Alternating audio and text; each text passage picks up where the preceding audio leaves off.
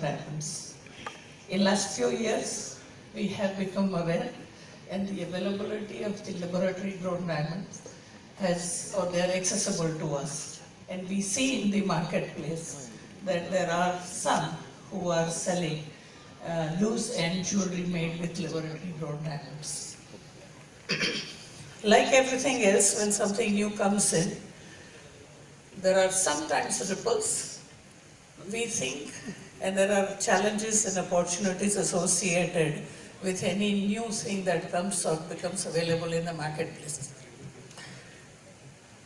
Laboratory grown gemstone is not new for our industry. Emerald, ruby, sapphire, all these stones have been created with human intervention. It was known as synthetic earlier, and after the FTC guidelines, the word synthetic is not used and we use laboratory grown.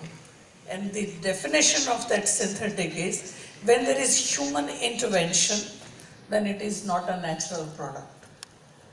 So we as an industry have been used to and have dealt with a product which is not necessarily natural. But the diamond industry and we as jewelers, the diamond seems to have, or the availability of the laboratory grown diamond seems to have created or disturbed a little bit all of us. And it is my belief that it is more to do with the disclosure rather than just the availability and a new category as such. So today's discussion is about the laboratory grown diamonds, its impact, and what are the challenges and opportunities we have. So we have two gentlemen here. I should have actually said that so that both of you don't come to blows with each other.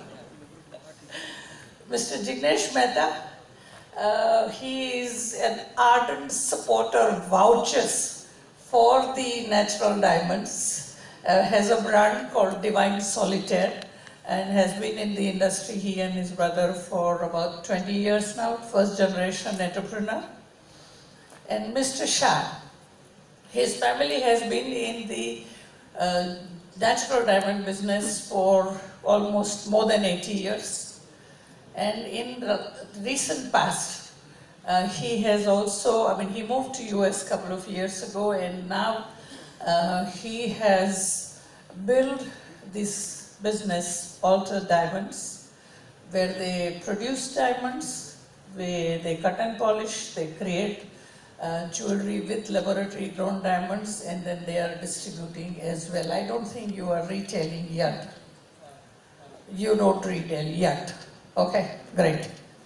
So if I can start with you, Jignesh. The natural diamond, and we are all talking about the pressure on margins, the consumers don't want to spend so much money, their purchasing power is less, etc.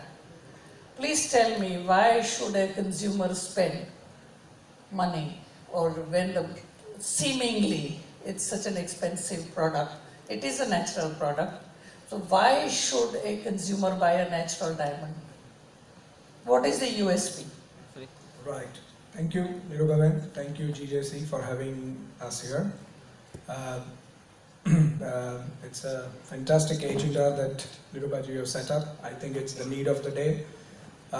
Coming directly to your question, so what does a consumer buy really when he or she buys a diamond jewelry? I don't think the consumer buys carbon and the scientific idea behind the diamond and stuff. And quite honestly, as far as the shine is concerned, we already have quite a few other similants available in the market, which could even shine brighter probably. So really the consumer buys the idea behind the diamond and not just the chemical or physical composition of the diamond. And I guess that is what we are all here for. We are not selling commodity. We are not selling just a piece of carbon to the customer. We are selling the whole idea of a diamond. Something that is age old, I mean beginning of time kind of thing, billions of years back, deep inside the earth, you know, coming out from the earth, surfacing out, you know, mined, cut and polished, finally in the hands of the consumer. It's a whole, you know, journey, it's a whole idea behind the diamond that is so interesting, so exciting for the consumer.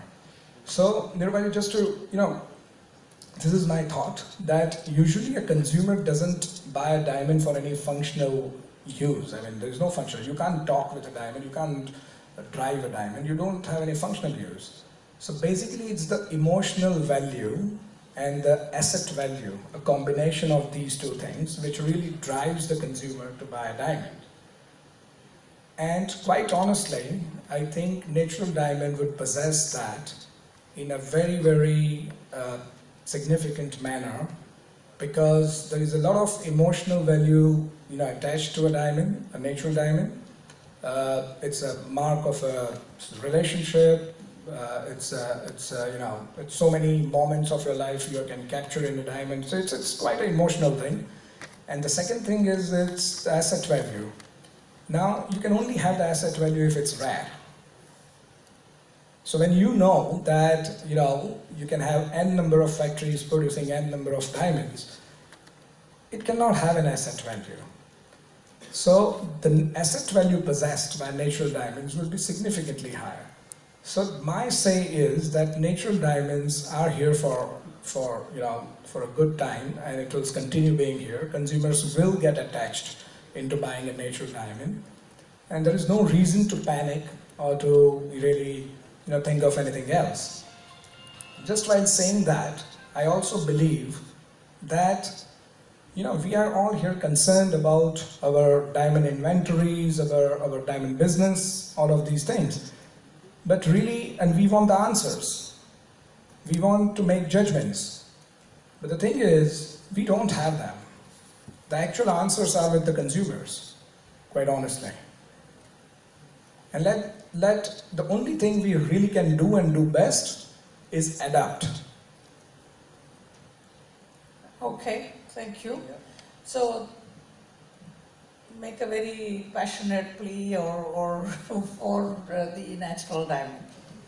Amish, I have a question for you, and which is that what we have seen in the past few years since the lab grown have come into the marketplace is that they are being sold in comparison, or they are piggybacking the natural diamonds. What is the USP? What is the positioning of the lab grown? Is it because compared, so for example, for almost all natural products have a man-made alternative, whether it is leather, whether it is silk, whether it is garnet, granite or marble. But I haven't seen a marble, composite marble being sold as saying it is like the original marble. It is sold as composite marble. But in the lab-grown diamond industry, we see they talk about and they say, compared to natural diamonds, this is, so it is like, I mean, so what is the positioning of lab-grown diamonds? And you've done a great job of setting up this brand. Can you just help us to understand?